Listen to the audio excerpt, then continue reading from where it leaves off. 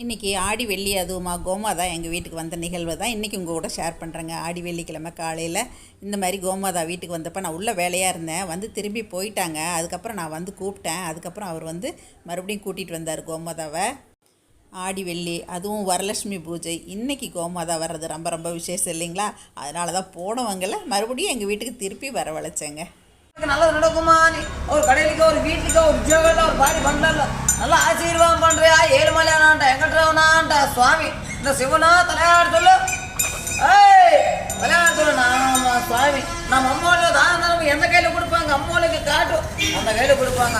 அம்மாவோட ஒரு வீடு முன்னாடி நமஸ்காரம் எப்படி பண்ணுவா? சுவாமி ஆண்டவா அம்மாவோட வீடு முன்னாடி நமஸ்காரம் பண்ணு. அம்மா கையில் கூட தர்மம் கொடுப்பாங்க. நமஸ்காரம் பண்ணு. நமஸ்காரம் போய்ட்டு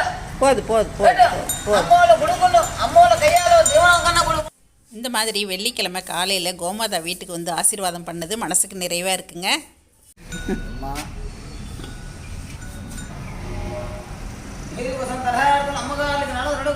கடைக்கு ஒரு வீட்டுக்கு ஒரு உத்தியோகம் ஒரு பாடி பண்ணல சுவாமி ஆண்டவர ஆண்ட தலையாடுல சுவாமி கோமாதா தலையாடுல சுவாமி பெருமாள்